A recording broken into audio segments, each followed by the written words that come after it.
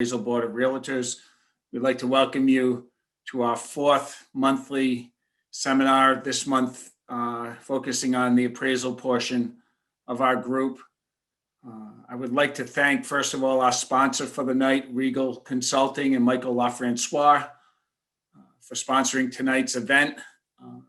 I will tell you that, as I said, this is the fourth in what we hope is a continuing series. We are planning one for May, but have not nailed down the details yet, but we will be bringing forth those details with a target date of May 12th at the same time, and presumably on Zoom again. What I'd like to do right now is to introduce tonight's moderator.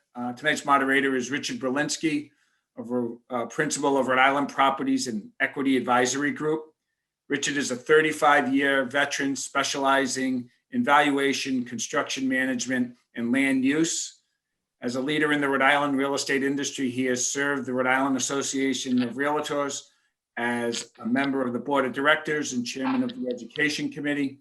He is a past Chairman of the Rhode Island Appraisal Board of the Department of Business Regulation, the Board of Directors, Rhode Island Statewide MLS, and he is a past president and board member of the Rhode Island Commercial and Appraisal Board. Mr. Berlinski has served as a member of the North Kingstown Zoning Board and is an expert witness within the Rhode Island Courts and Municipal Boards. So at this point, I'd like to introduce you to Richard Berlinski, who will introduce the rest of the panel. Thank you. Thank you, Tom. So welcome to our panel discussion. We hope you find this conversation informative while we try to make some sense of this crazy market.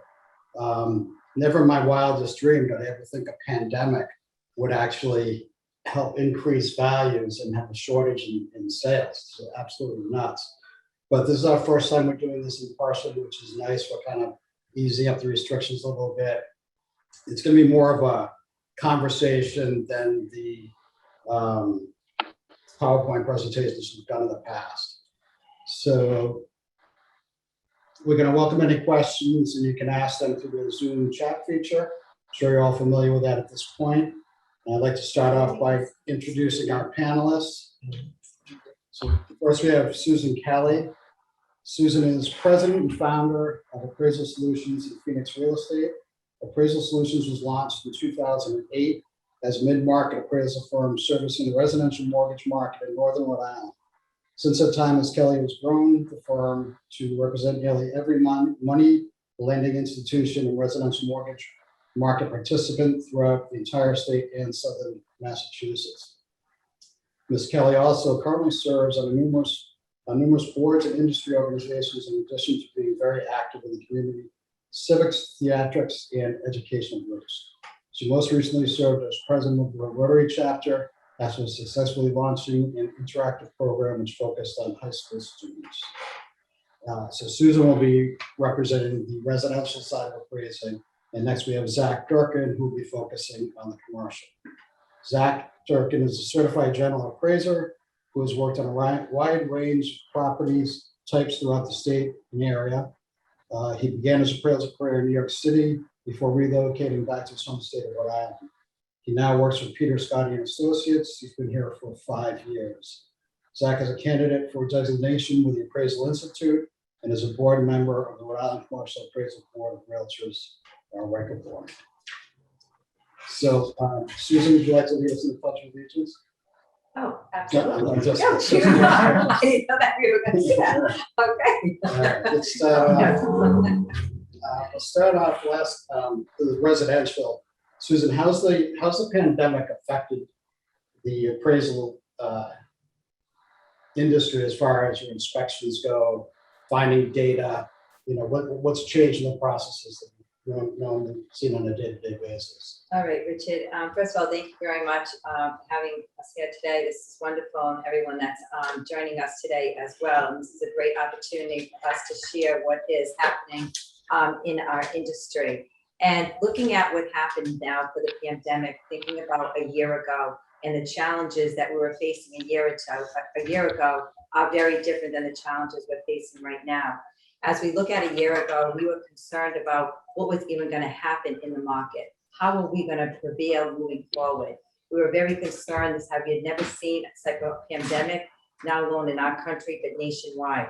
So as appraisers, we had to then digest as to how we're going to take in the market.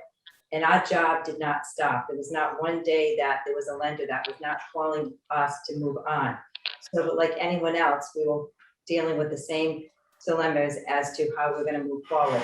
And as we move forward, I was actually in the type of firm that there's 8 of us that work together.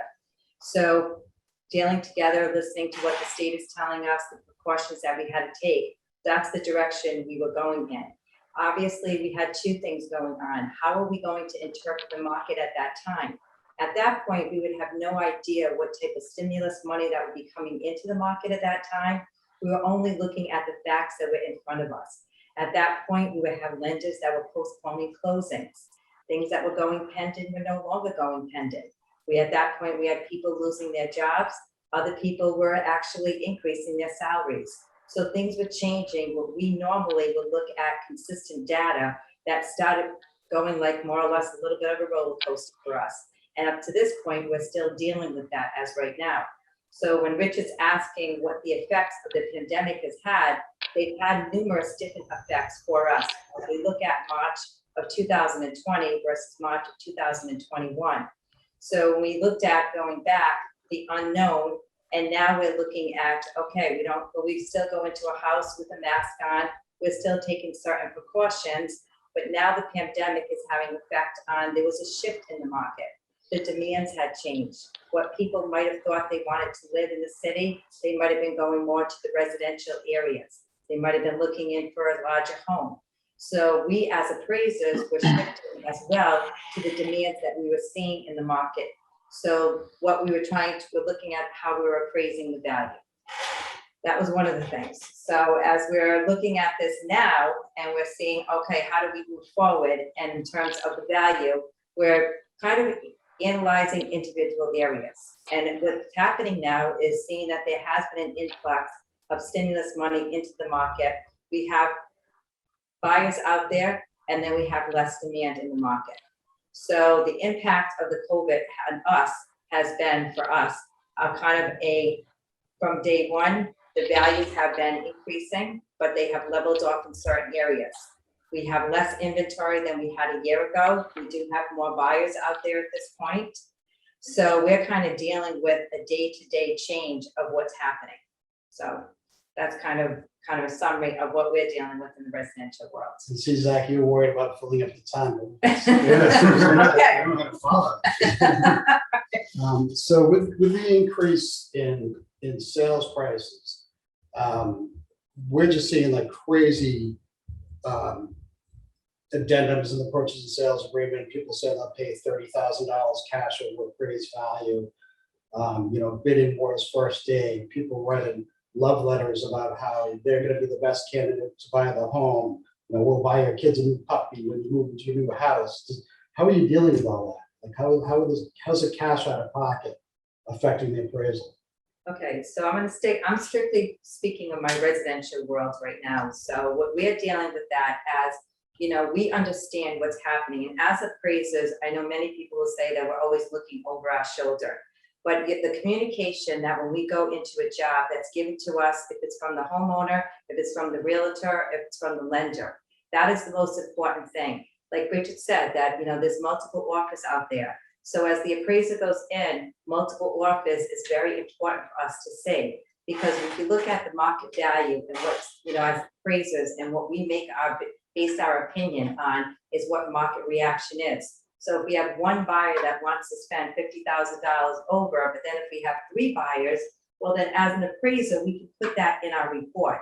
So that's valid information for us to be able to take that information and utilize it. Can't guarantee you that's going to be enough for the lender, but our job is to go in, observe what we're seeing, and communicate that to the lender. At that point, it is the lender's call to decide what they want to do in terms of with that appraisal.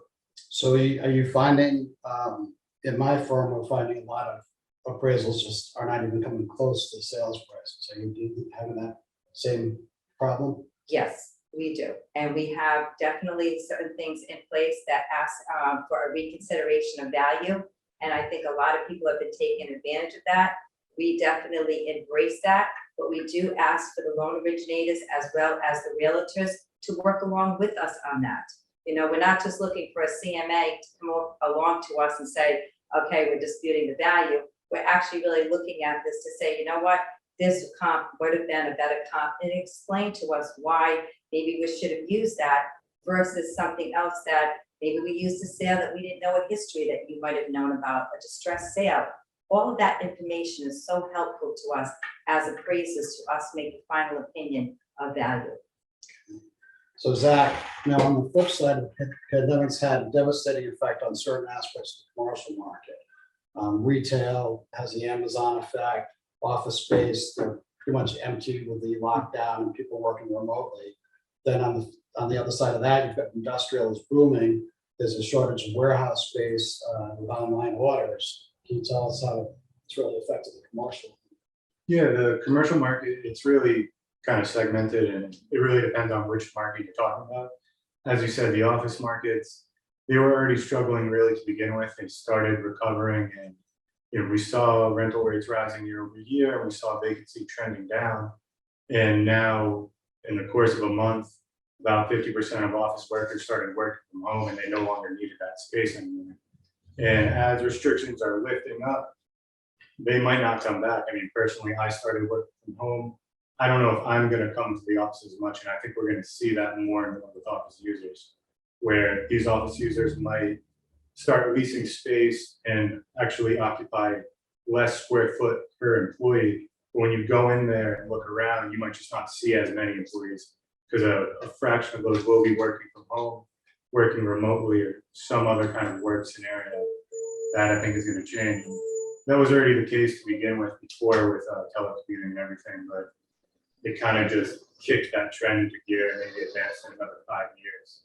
And then as far as retail, I mean, as total volume deal has gone down, the number of sales both in a dollar figure amount have gone down. The single tenant retail properties or anything with a net lease, it seems like they've held up pretty well. And we haven't seen any kind of decrease in capitalization rates. But when you think of that and then also realize that interest rates have been cut across the board by a significant amount, you actually see that in a real sense. They did take a slight hit, but it wasn't reflected in the value. It was reflected in a maintaining of the capitalization rate when they should have been going down. And I think you're going to see the most pain in Class C multi-tenant retail strip plazas, things like that that weren't doing that great to begin with. Again, the Amazon effect, as you kind of said, I mean, how many of us were shopping almost entirely online for at least a month? And I think you had a big portion of people who maybe did that for the first time, and it wasn't that hard, and they're going to just keep doing that into the future. Okay. So you haven't really seen, as far as landlords haven't really been hit by default payments or anything like that so far, which affect the cap rates? I mean, you definitely do see that as far as triple net leases though, with national tenants. I mean, they're still paying their rent. They have the money behind them to keep paying their rent. If they were completely out of business for a year, let's say, I mean, I think they'll be okay. It's a lot of these smaller places where it's, a mom and pop retail shop and a landlord maybe has 4 of those, where those are going to be harder to maintain. I mean, the business for there has gone way down. I mean, luckily, I think there's been a push for a lot of people to shop locally, go to local restaurants and want to do that, but I think that can really only maintain for so long, especially kind of local convenience stores that are really inferior or maybe even unnecessary in a certain respect, but they were maintaining because of their convenience and because they were there. I think those tenants are going to be harder and harder to get going forward. I think it's going to be harder to open up a little shop.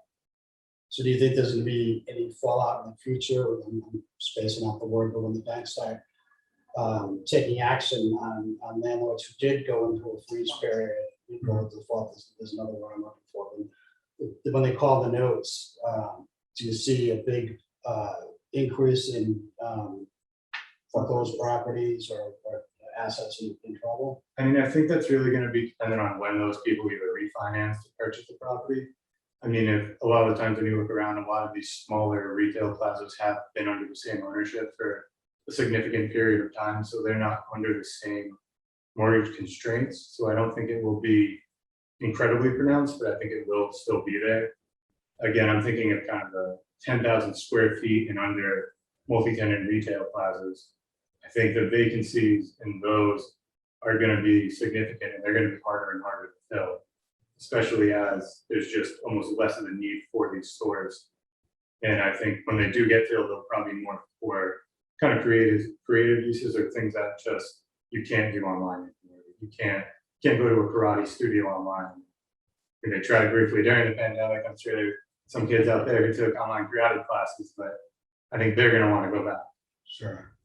Yeah, I've personally experienced at a hair salon that ran into some problems. I had a computer servicing company, was calling on bigger businesses, but when people started working remotely, he ran into problems. So, the landlords definitely feel the pain. I have seen them just put a phone for a lease sign out in front of the building, and it's been a tremendous response. I think things are starting to ease and come back the other way a little bit. So we'll move on. Susan, let's get back a little bit to. Let me just ask you, I'm gonna go what Zach was just talking, just a little bit about the mixed use properties. Yeah. Because I think that kind of lends into a little bit what you're referring to right now. And we are seeing definitely some challenges in that area with the mixed use properties. So mixed use properties could be any unit over like 5 units that could have all residential, or it could have retail on the lower level. Retail, depending upon, mostly on the lower level, wouldn't you say? That's kind of normal. Retail on the lower level and residential on the second level. Okay, so we do quite a few. Those are called to 71B. And that's something that we do quite a few of them at this point. And that's some of the things that we are seeing, that say we have a 12 unit, or say we have, a 9 unit. So say a landlord might be collecting 8 of those or 7 of those rents, and 2 of the tenants are not paying rent. Okay, because of what's going on with the pandemic. So right now, what that long-term effect is going to be, I don't have the crystal ball on that, but no matter what, there's going to be some type of effect, because right now he can't, no one can just make up for those 2 rents at this point. So that's someone that has like a 9 unit. The other thing we're dealing with the mixed use properties too is what is the highest and best use? Something that Zach was just saying was that you have this shift in some of these small mom and pop stores. So if you had a company that many people were going, you have people going into work and everything, they were purchasing their coffee, and now no one's showing up at that company anymore to go to work. Well, that highest and best use right now might be an apartment. It might be now a 3 unit, all residential. And, I'm not saying this is across the board, but that's a game changer for someone that's getting lending now, because now it's no longer a commercial use. Now it's a residential use. So, and in many of these areas that you see some of the mixed use properties, you see residential and commercial in that same area. So that's just something that as appraisers, that before we didn't really, it's one of our methodologies to look at the highest and best use. But since the pandemic, in our world, really with just the 71Bs, and I would say vacant land, we're definitely looking at that closer and saying really what is the highest and best use for this property because of the change in the market. So are you guys, go ahead, Zach. I was going to say, kind of going off that too, I think in the retail sector and in the office sector, you have that flight to quality where, the power centers, they're not hurting as much as other sectors of retail. I would say a lot of that mixed use retail space is kind of the bottom third maybe of the overall retail market. Those are the spaces that are harder to fill. And on kind of another note, I was thinking of just in downtown Providence, all the new buildings constructed for zoning reasons need to have that ground floor retail. And it was the case 2 years ago too. Most of that space is still vacant because the River House, the new apartment building that was constructed, most of those residential units are all filled, and they have an entire floor, ground floor commercial space. And I think they've finally gotten maybe 20% of that filled with one coffee shop. And they still have all that vacant space remaining. You're seeing that in a lot of the larger mixed use buildings, not really 71Bs, but the larger ones, it's that ground floor space is hard to fill. And you know what? And I have to say, if you look at some of the articles that we've seen recently, and this is just in our little world of Providence and Wade Bassett, some of the tenants have come out and concerned about like what's happened in the past with some of the riots and being on that first level. there is definitely concern about the security and safety about some of these areas that we never ever thought about before. And that, that's something that, is relevant that we're dealing with again, in this area. Yeah, and then, I mean, you have the COVID pandemic, I guess even that to an extent, I mean, those were all problems before. I mean, that was a problem in the beginning of 2020 and even 2019. That space was still vacant and no one was lining up to lease it. And I mean, you're this far out and it's still there, it's still sitting empty. And I don't think that's just because of the pandemic. So are you guys seeing a trend in repurposing these properties or going for zone change? I'm not quite sure, but why do you think that is, Zach? I mean, I think it's almost just the over construction of retail space in Rhode Island historically. I mean, I think you could just argue that we have too much of it based on our population or however metric you want to say. I mean, I think we possibly just have too much and there's not enough demand to fill it. I mean, you're seeing new restaurants open surprisingly in the past, even within the past year, there's been a handful of openings, but it's just not enough to eat up the space that's already there. Well, one of the problems in downtown has always been a lack of housing. You don't have the bodies in Yeah. retails in the south. And I mean, in the past 2 years, there's been plenty of housing going into town. And I mean, we're seeing more and more downtown. And I think in the past year, you've had a few buildings come on that have added over 200 units. I mean, possibly even 400 downtown. But, and maybe in 2 years or in a year, we'll see some of that vacant retail space start to get full, but we're just not seeing it right now. So I mean, it's hard to project that moving forward. I mean, I think if you go by a textbook example of real estate trends, you would say it would start filling up, but it's hard to say if that's actually going to be the case when we've had that historic vacancy for so long. So obviously these bigger projects that you're talking about are in the planning stages for years. Mhm.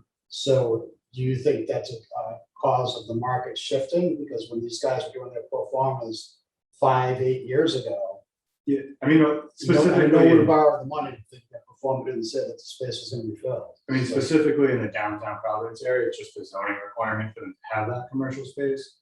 So even if they wanted to put residential units there, if it's an A street or a B street as per zoning, it's gotta either be a commercial use or it really just can't be residential.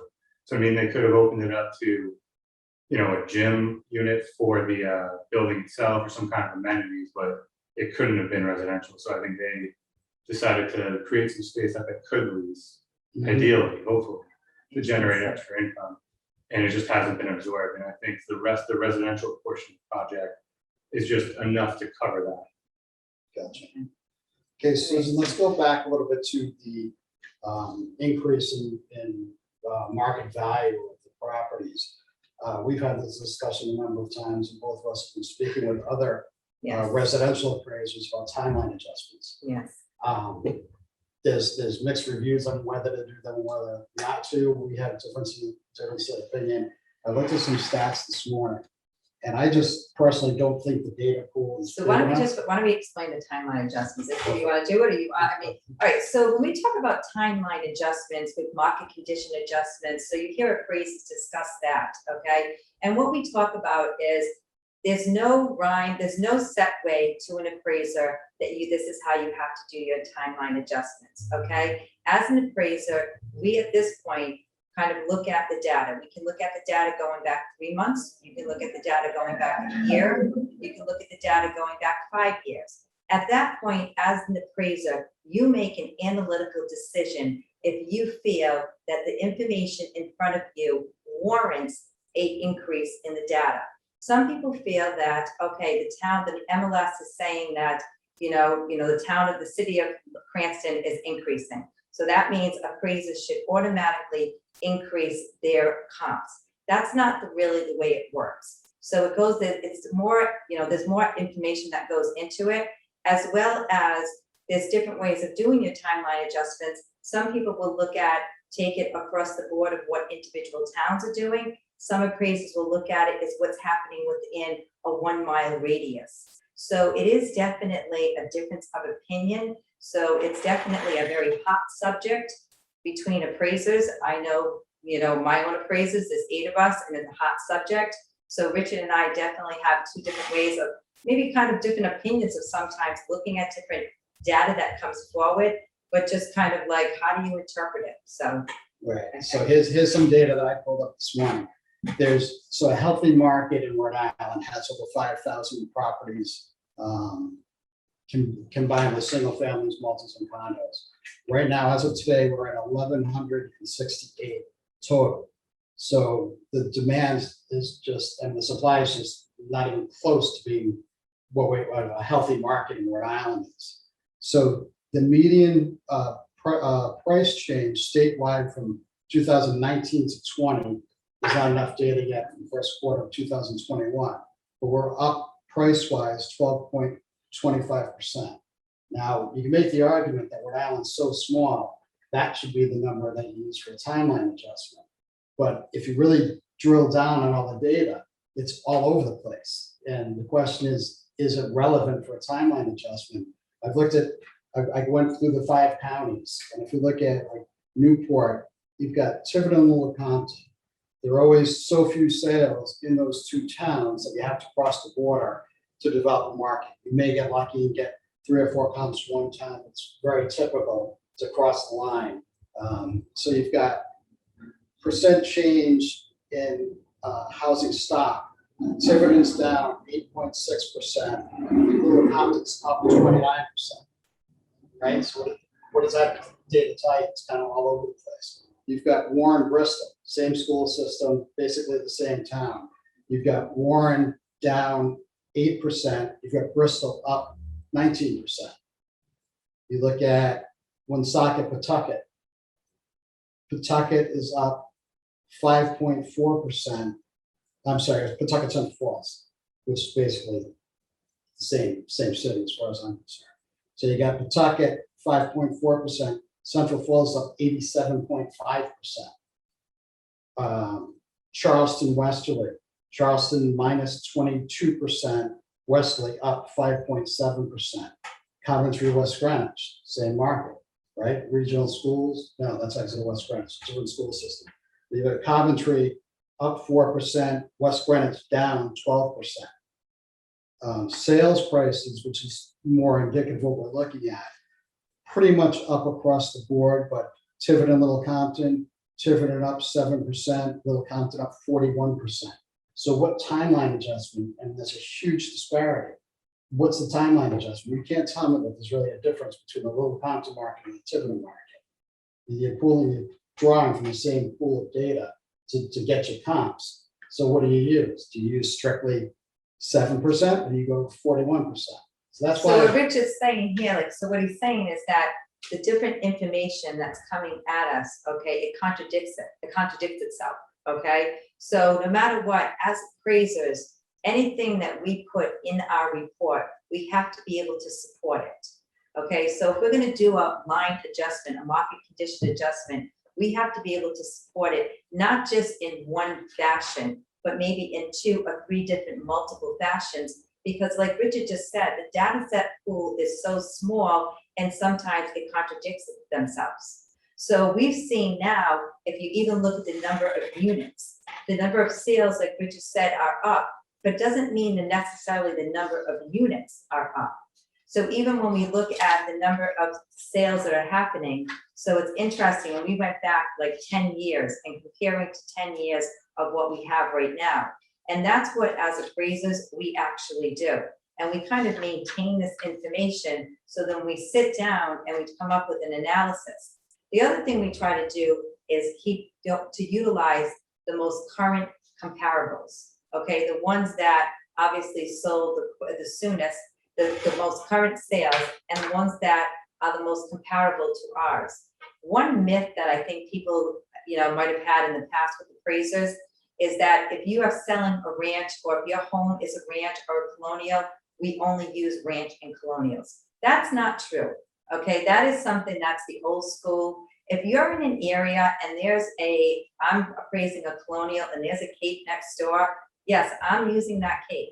If there's a ranch across the street, yes, because that's telling me what's happening in the market, if they're compatible in terms of living space, in terms of number of bedrooms, conditions, similar things. But we don't just disregard something because of style. So when Richard was asking earlier about, challenging the appraisals. We get a lot of challenges of why we didn't do market conditions. Okay, and we find that there are certain areas that might warrant market conditions, that appraisers will come and say, within this area, this neighborhood is showing an increase and it's valid. And we go back the number, okay, then that's warrant, it's supportable. But the information that Richard just presented to us, you really, that would be hard to justify saying, okay, I'm going to do an increase in Coventry. Is that one of the ones you gave an example? I mean, that would be really hard because Coventry is so spread out too. You normally look at the whole area in Coventry sometimes. I don't know about you, but I look at my bigger areas there versus like a Cranston, Providence, might be a half a mile. But in those areas, then, how could I really justify that? Right. So that's why, it is an individual basis on these market conditions. I think some people feel that, I don't know, the appraisers just do it across the board, but our job, we just can't do it. It's just not done. It's not done that way. Every appraisal, every address that comes across our desk, we have to treat it as, does this warrant a market condition? So I don't know if that helps us. Yeah, I mean, I agree with what you said. I mean, I think it's also hard now just because we are in such a time of rapid appreciation, I think, that it's hard to really accurately measure it. And I feel like a market conditions adjustment is always hard to exactly put an exact number on it. I mean, I think if you talk to 5 brokers randomly and get their sense, I mean, it warrants an upward adjustment. I mean, it's moving upwards no matter what. I don't think anyone could tell you if it's 5 or 6%. Or 7 or 10% or anything that specific, but I do think you need to make that adjustment somewhere along the line. And just kind of looking at it as a funnel, if you like to say, look at Rhode Island, then look at the Rhode Island average sale price per quarter. I think it's always better to get that bigger kind of number or sample size, and even on a per square foot basis, just to kind of average out different homes that maybe are sold in that period. Look at the appreciation there. And on your county and then your town, and then like you said, maybe a 1 mile radius, you're probably going to get 4 different numbers, but at least you're going to close in on a tighter range to make that adjustment. I mean, I think, like you said, you need to justify everything you put in the report, and I think that's what it comes down to, where if you make an adjustment, you should at least have that information there to back it up, so someone can at least understand why you made it. And I think if you were to do that and do all the steps, you're going to come to somewhat of a conclusion. It's not going to be an exact number, but I mean, it's going to be within 4 or 5 percentage points. I think it's great what you just said too, and I think we forget sometimes that it's a great way to, when you're looking at properties and whatnot, looking at the price per square foot. I think many times, if you're in the commercial world, that's something that we really focus in on. We focus in on the price per square foot, okay? But in the residential world, Zach, that's not something we really focus in as much. And I do think it is something that we should.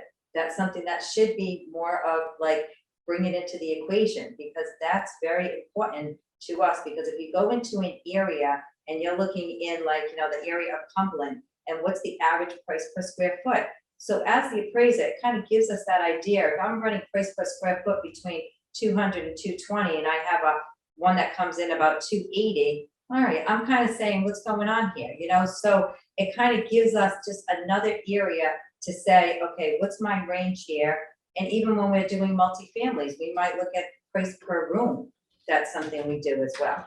So that's another indicator for us to kind of look at justifying. Right. And then the way to offset that, Susan, when you're looking at individual micro markets, you can also look at the dollar per square foot, but you can see every town has certain hotspots, right, that everyone wants to be in. So if you make a location adjustment even within the town, which is something we do on a day-to-day basis, that will kind of balance off the dollar per square foot. Or you can at least explain why that one sale, the dollar per square foot, may be higher. That should be driving your location adjustment. And Richard, I'm so glad Richard just brought up such a good point, location adjustments, okay? And that is something that as appraisers that we kind of get stuck, that some of us have been doing it for 5 years, some of us have been doing it for 40 years. And we grew up in Rhode Island, Massachusetts, and we think in our minds that this is the location adjustment we've always been doing, okay? That's not the case anymore. people are coming into areas that just because we might think it warrants a location adjustment within an area, that's not always necessarily the case anymore, okay? So that's something that as appraisers, we need to kind of step back and say, okay, is this warrant, okay? Like certain school systems, we would say that that is the reason why we warrant an increase in certain areas because of the better school system. Well, some people are not even interested in the school system. They're doing other schools. They're doing charter schools, they're doing private schools and whatnot. So that's not even really weighing in to the equation.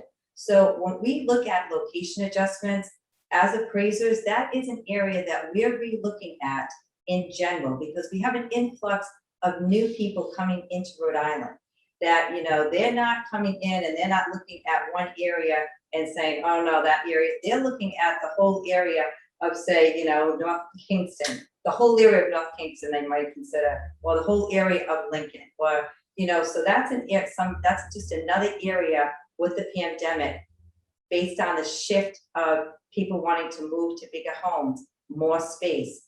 Two parents are both working from home. So what we thought was one area that might have been not as desirable as another, well, the demand is changing. So that location adjustment just might not be as warrant.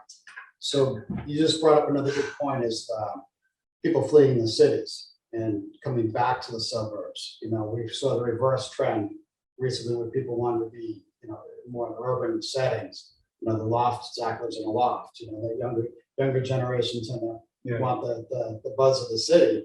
But now with the pandemic, people just can't leave fast enough.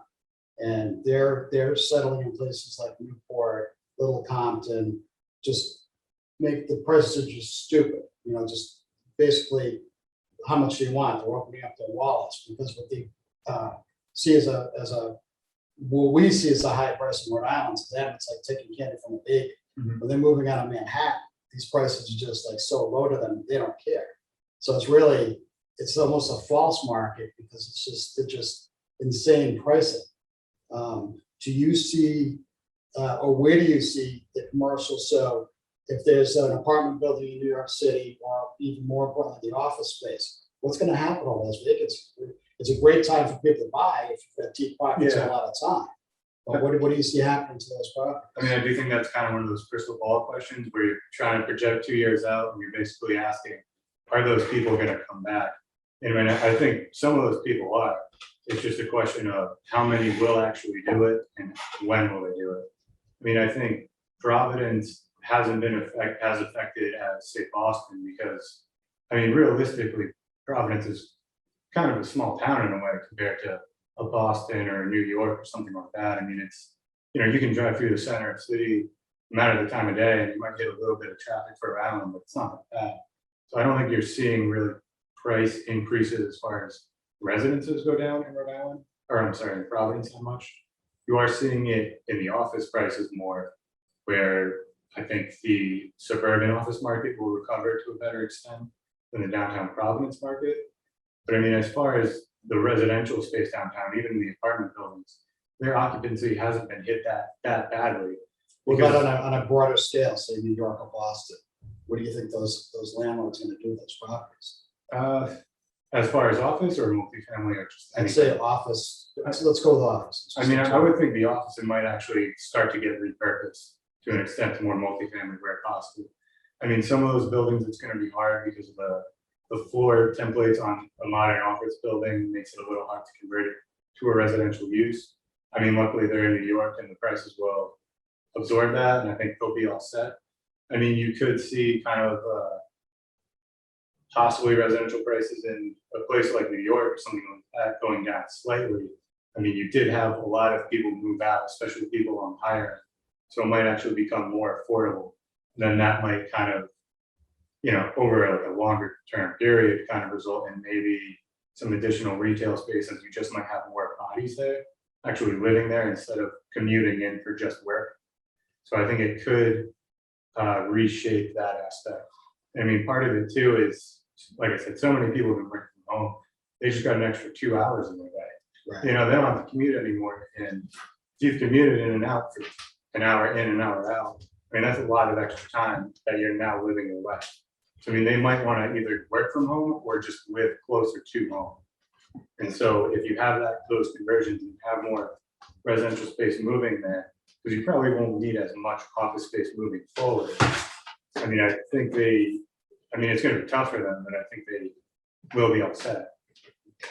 So we do have some. I'm questions. gonna add to that a little bit too, on just to get an idea of, thinking about the people that are coming into Rhode Island, okay?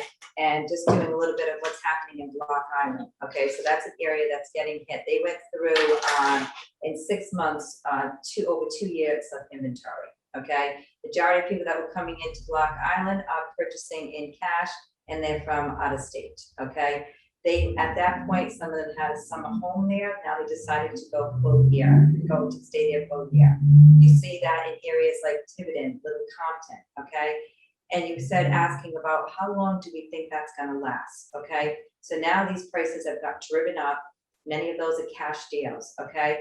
So now we're 1 year into it. Some of them are building a brand new house. So it's gonna be a year before they even have, that house is completed.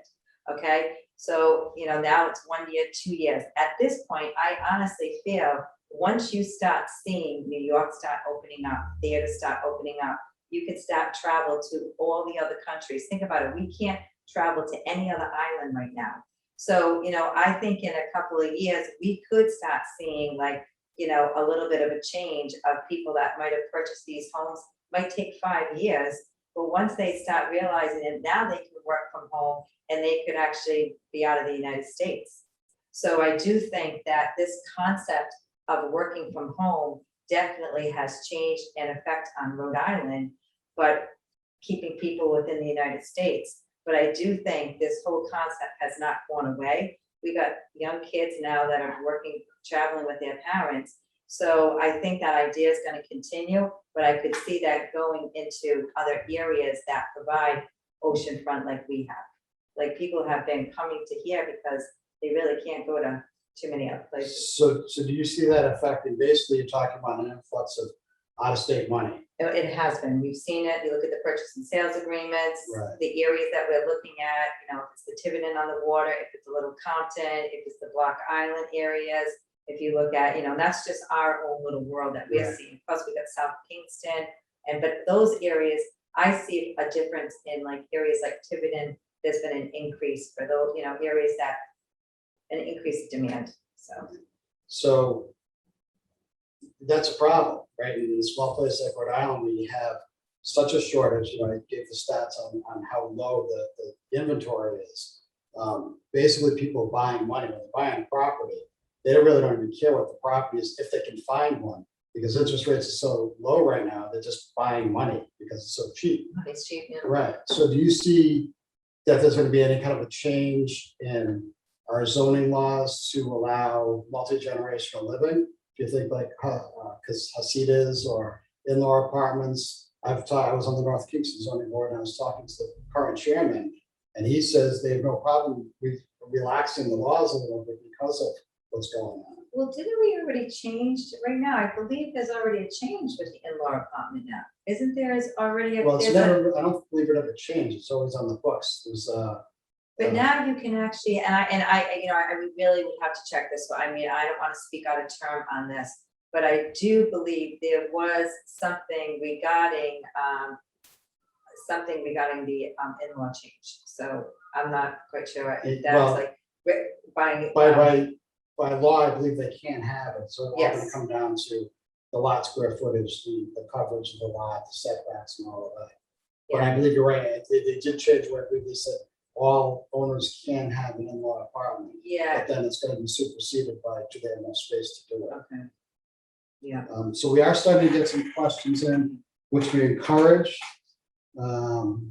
The first one was actually just what we were just talking about. Any predictions as to when the next real estate correction might be?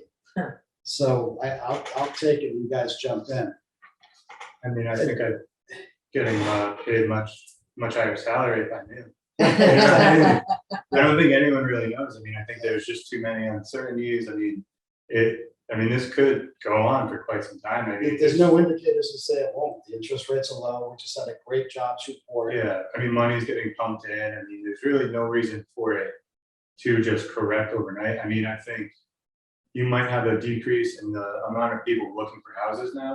I mean, as those people buy the houses and, they're not creating demand anymore, I mean, that could lead to some kind of leveling out. But I mean, it's hard to really say when that would be or how you can measure when that's going to be. I mean, Yeah, I don't see it, everyone's saying, and I think that question is kind of alluding to, but didn't go there about a burst of the bubble. yeah, I don't see that happening. I see maybe a soft landing, leveling off, but there's so much demand right now and money's so cheap.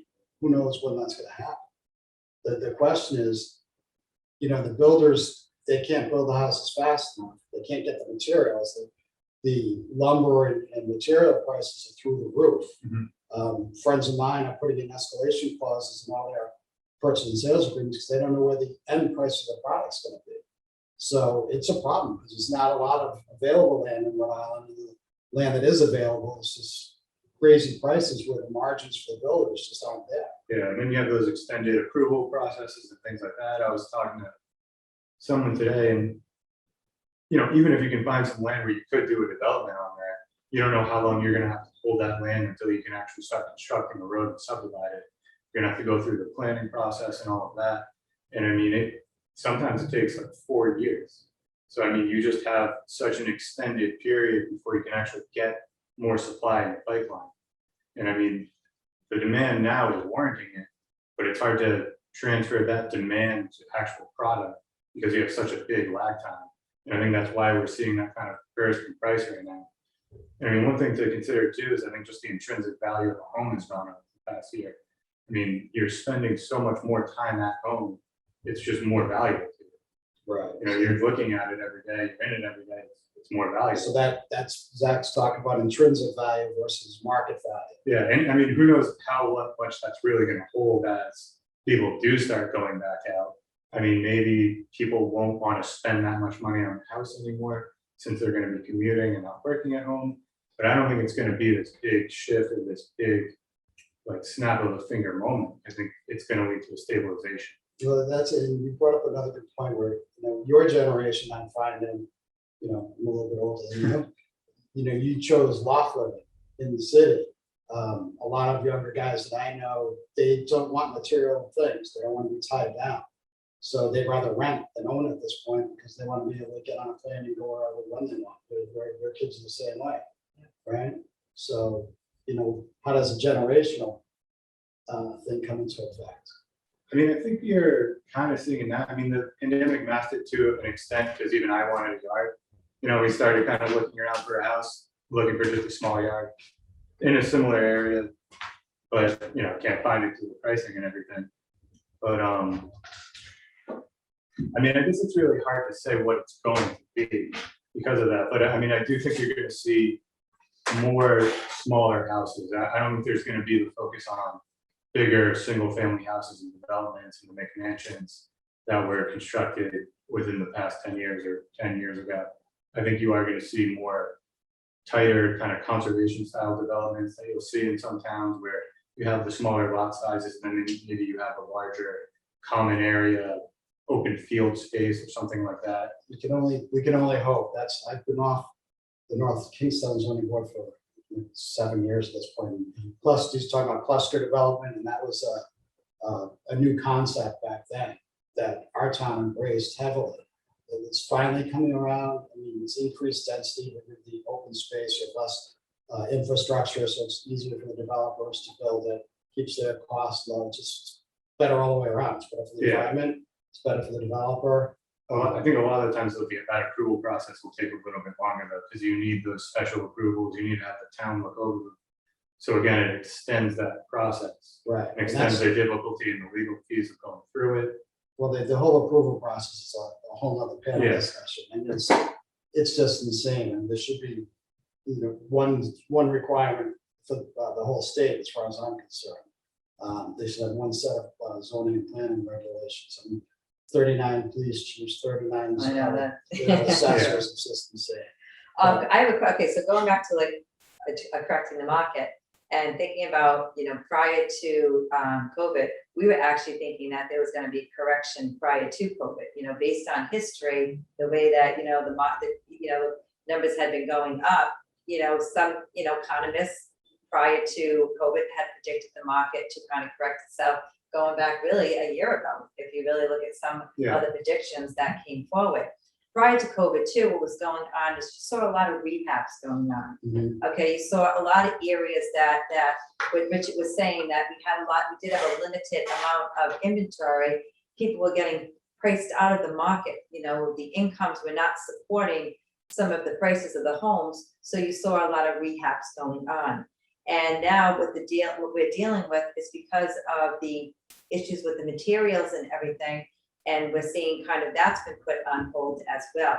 So you, just to break that down, Susan, unless I missed on, so I was reading, are you talking about the availability where it's not so much investors buying and flipping the property, it's people buying and holding the property for themselves? Well, I don't really know that part of it. It's us just seeing it. So I'm not seeing, we were doing a lot of rehabs, okay? And I'm not seeing as many of those rehabs right now. And I don't know if it's just because of COVID, but prior to that, I just felt like there's not a lot of land left, okay? So we felt like that people were kind of investing their money, if it was private, if it was investors, or if it was homeowners, but they were rehabbing their own existing homes. If they were adding their own house. yeah, or maybe they were adding an in-law, or they might have been doing different things like that. But now, because of material costs and the delays of everything, that's even at a standstill in some areas. So that would be a refinance or a HELOC loan. Are you seeing a differential, like what's more demand now, sales or refis? Because that's kind of where you're going with that. Well, I have to say, we're probably about even right now, but I mean, we've done a lot of refis, so, it's kind of, it's hard to say because of our, All right, let's jump to another question. This one's good. It's kind of it gets both of you involved. Kind of one but separate questions. Are you seeing appraisals not coming into value, and what types of commercial properties are the most difficult? Because I'm not sure what meant by difficulty in as far as the appraisal process or sales. I mean, I would think if you're talking about the appraisals, I would think office properties right now are the hardest, because you do have this projection into the future of what vacancy and occupancy and rental rates are going to be, just because I think that sector is the most affected by current conditions right now. And I mean, you're having a lot less leasing activity, especially for bigger spaces. I think the office market is, if you were to look at it on a sales basis, I think it's really been kind of kept afloat by medical office space. Seeing a lot more medical office space and big medical office space users leasing out large amounts of spaces, or in some cases even building their buildings, just because it is too expensive sometimes to renovate that space that was just a typical office, and putting in all the necessary plumbing fixtures and things like that. Right. Susan, you want to jump in on that at all? Or? Okay, so in terms of asking. Okay, oh, yeah, how can I forget this question? Okay, are the values coming in? No, not all of the values coming in. Okay, so like I had said at the beginning of our seminar here, there's 8 of us that work together, and we do majority of residential in Rhode Island and Massachusetts. Okay, and in terms of the values not coming in, there is a percent, okay, but there's a process if they're not going to come in. Okay, so there's a couple of things that we can do. We can request. We do a lot of VA work. Okay, so I'm a VA appraiser. VA actually has a process. So if their value is we're struggling with value, we actually invoke Tidewater. Tidewater is a process that we go into a portal. It notifies the VA and it notifies the lender that the appraiser is requesting comps from the realtor to please provide us comps. At that point, we have 48 hours. So now the lender knows, the realtor knows, the buyer's agent knows, everyone knows that we're looking for some assistance, okay? And that could be giving us multiple offers. That could be giving us additional compatibles. That could be saying that, okay, there's a sale that that we're gonna use, but that that's a distressed sale. Maybe you have some additional information on that sale that might have sold lower that we should know about. This is a great time to bring in price per square foot that Zach was talking about earlier, okay? Look at your comps, what's the price per square foot happening in that area? Provide that to the appraiser. So if you see that the appraisal is gonna be an issue, before the appraiser gets there, put this information together. As appraisers, we are looking for that. We want to work together. Our objective is to, at the end of the day, have the sale close, and everyone, be happy with the process. So So you just kind of jumped into the next question. You just added, when I started out, over 30 years ago, appraising, the guy who trained me said, your job's not to sink every deal. Your job is to prove to the lender it's worthy of lending. So that's what Susan's talking about. If we want these loans to go through, but we need the data to support it. So the next question is kind of a follow-up to what we were just talking about. In the event a property does not hit the appraised value, hit the appraisal, what's a point of process to appeal the value? So you got two things going on there. If you have a purchase and sales price, a purchase and sales agreement that's signed, that's not the value. That's just what you agreed upon. So there's a difference between appraised value and a purchase and sales agreement to start.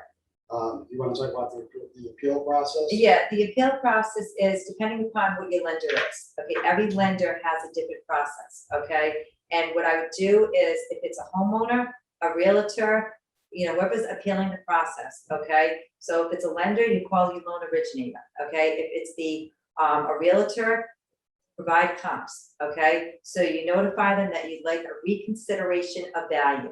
So you're asking the appraiser to do a reconsideration of value. And if you want to put a letter together and say, please consider this as a reconsideration of value, and state why you would like this to be reconsidered. And be, upfront about it and be direct about it. And it does not help to be negative about the appraiser that came into the job. Just stick to the facts, why you feel that the appraiser should have used the following comps. Because trust me, as an appraiser, and we get this every single day, I have no problem saying, sometimes we make mistakes, sometimes we might miss something. So we are not perfect. So if you have something that can help us do a better job, we are more than willing to look at it and consider it. It might not, change the final number, but it does help us in our final evaluation. Right. So the second part of that question is, what is the protocol to question the appraisal results? So I'm assuming this is a realtor who's asking the question. Maybe not. It seems like it's someone in the sales end of things. You absolutely have the right. You should question the appraisal results, which is basically the market value that we determine. The protocol would be to go to the lender and ask for reconsideration of comparables that you have to provide. You have to assume that the appraiser has done their homework and studied the whole market and picked the best comps that they felt were proper for that specific property. So the protocol would be to ask the lender to consider the new comparables that you provided that you think that we overlooked. I just had a situation where my appraised value was literally $600,000 less than the purchase and sales agreement. So I showed up to the inspection, and the realtor kind of proudly said, "Not going to find any comps for this." And I said, well, "What do you want me to do here? Is it even worth going in?" And she said, "That's your problem." But it's not our problem. You have to be able to justify the prices you're getting. And I get it. That basically anything you're putting on the market is selling way over asking price, but you have to have something for the appraiser to work off. You can give comps that are in other towns, better areas, whatever. Just explain to us why you feel they're comparable, because we can only work with the data that's out there. And if you don't have comps, then that's okay, because then that's why we get hired. We get hired many times before there's even a purchase and sales agreement on the table, because people are wondering what the value is. So, when people say when we get the request, all right, we didn't make value, like Richard said, that's the sale price, okay? So it's not so much we didn't make value, we didn't meet the sale price. Okay, so that's kind of just like the difference of, I know it's just playing with words a little bit. Well, it's really not that. market value and sales price on a contract are two totally different animals, especially in a market like this. The other solution is the buyer, if they really want the property, has to come out of pocket cash, which is, we're seeing that every day. So that's the only solution, but eventually it's going to end. And then I see lenders are eventually going to start tightening up the process. That maybe the effect of raising interest rates will slow it down a little bit, but we just don't have the sales to keep supporting the increase. They're just not there. And so we do get to finish off the point of reconsideration of value. Okay, so now you have put something together, which it does take time. Okay, so like I said, you wouldn't want to just run a CMA. Okay, because when I get a CMA, that just tells me that no one really put a lot of thought in it. I'd like to see it, and I'd like to see why this justifies it. Okay, at that point, there are times that we do a reconsideration of value. You could get a new report back, and that would have a different value on it. And we would put in the comps that you suggested and why we put them in, did we use them, and the reason why we didn't use them. So at that point, you then receive the new report back, or the lender actually receives the correct report back. Because keep in mind, whoever ordered that report, whoever the intended user is, which is, if it's a transaction, it's the lender. So many times the buyer feels that they can call us and talk to the appraiser. They really can't, because we are only allowed to speak to the lender. So, and I know that kind of sounds crazy because the buyer is the actual one paying for the appraisal, but in terms of our use path and the laws that we have to follow, we are only supposed to be speaking directly to the lender in terms of anything relating to this transaction. So when you call an appraiser and they say, just say, oh, can you just tell me the value? Don't worry, I won't tell anybody. We can't do that. We're not trying to be difficult. We're not trying to we're trying to hide something. We're just not supposed to do that. So when you ask an appraiser that, as much as they'd like to, they're not trying to give you a hard time. They're just they're doing what their client is telling them to do. On that same train of thought, there's this misunderstanding since the Dodd-Frank bill went into effect. Was it like 12 years ago at this point?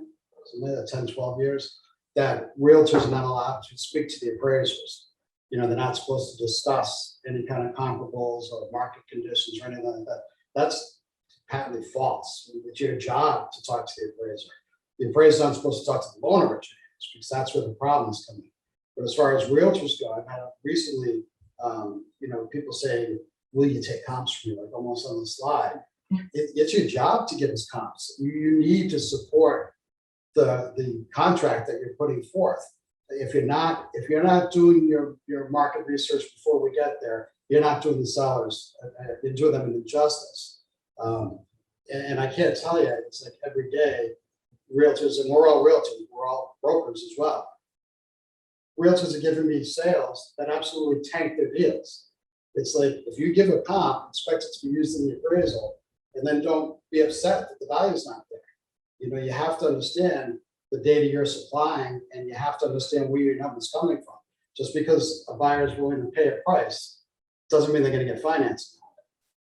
And I do think, I'm going to let you jump in there. And I think that's where it goes back to market conditions. And that's where I think the timeline adjustments come in.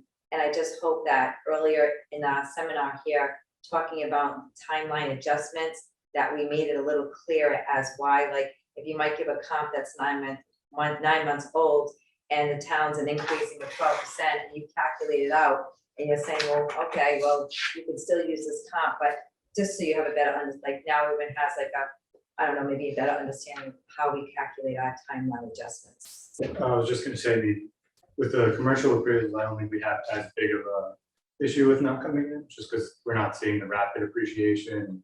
The turnaround times aren't as quick, and just different issues. But I always think it's incredibly helpful to talk to the broker or someone involved in the sale, because regardless of whether you use his comps, those are the comps he's going to come back with you with questions about. So as an appraiser, just on that side, I'd like to know about them and address them to begin with, and either say, I'm going to use them, here's why, or at least somewhere in the report, right, or at least hint at the fact that those aren't reflective of the value of this property for whatever reason. Because I already know you're going to ask me the question. I already know it's going to come back, and it's relevant, it's making. But that's something I think it's important to include in the report for the users, and then on the appraisal side, it saves you time as well as making the report better. Right.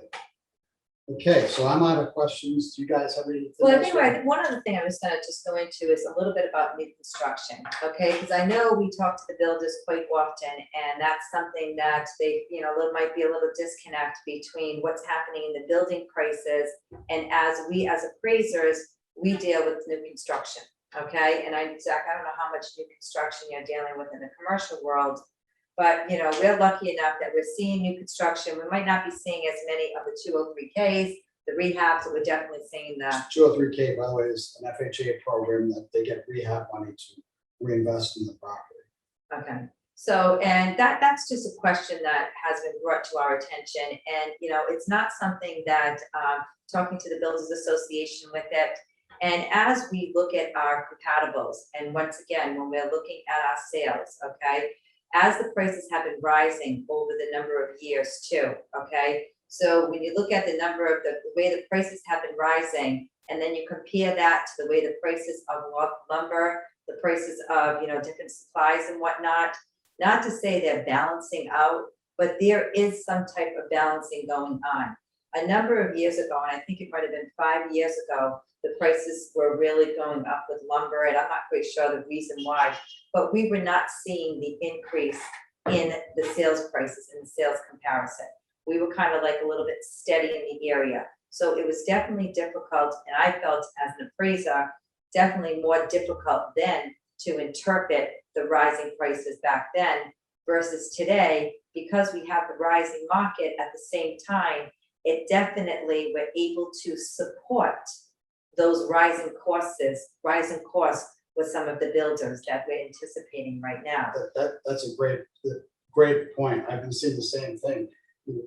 Residential appraisers are one of the approaches to value we use is the cost approach, which is rebuilding the house from the ground up, adding the land in at depreciation, and then adding in site costs such as driveways, walks, whatever, septic systems, wells.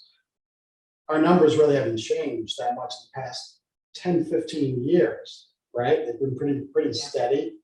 Underwriters aren't questioning because they really, either they don't care about that approach to value, or we just can't explain any kind of a rise. But now, as lumber prices are rising, they are in balance with the rising prices in the market. I think so too. So And it's I mean, interesting. it is interesting, and I really never thought about it until I was actually having a conversation with a gentleman from the Builders Association, and we were having this conversation.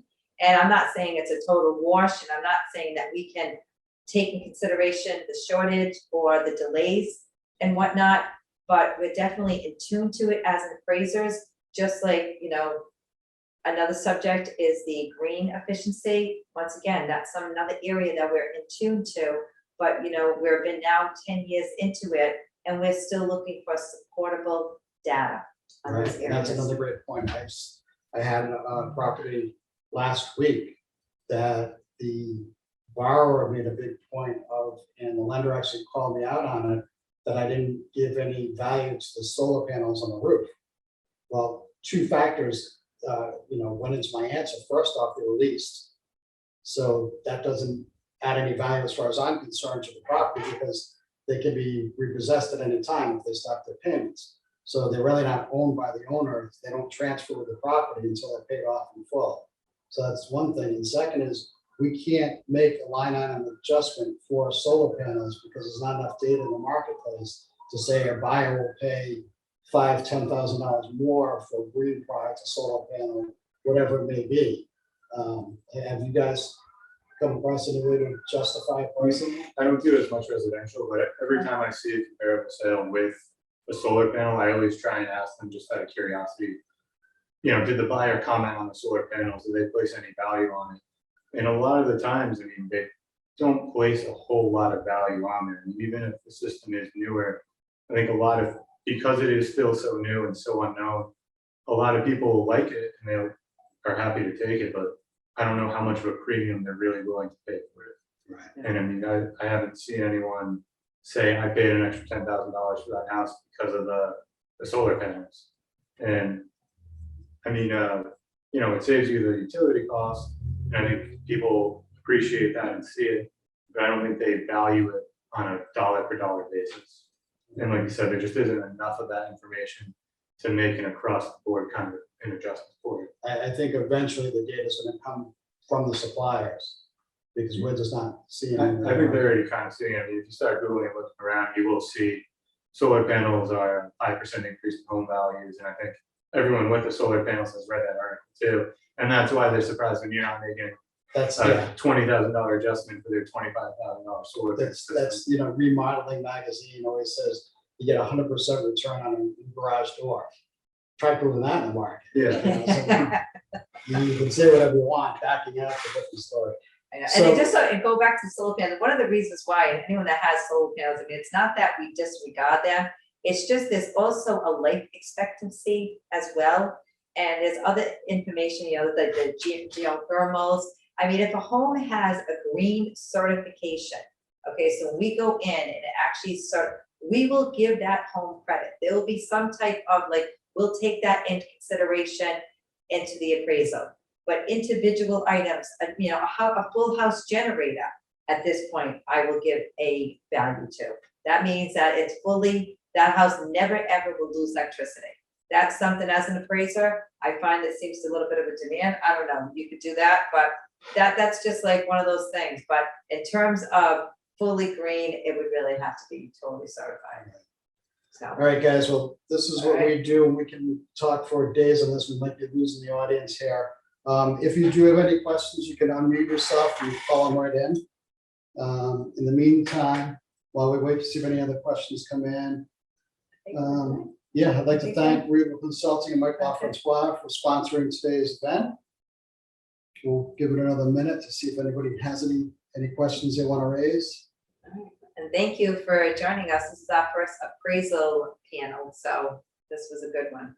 So thank you, Richard. You did a nice job. Thank you. Our next meeting will be May 12th, the topic to be announced. Other than that, thank you. Okay, all right, thank you. Thank you. Yeah.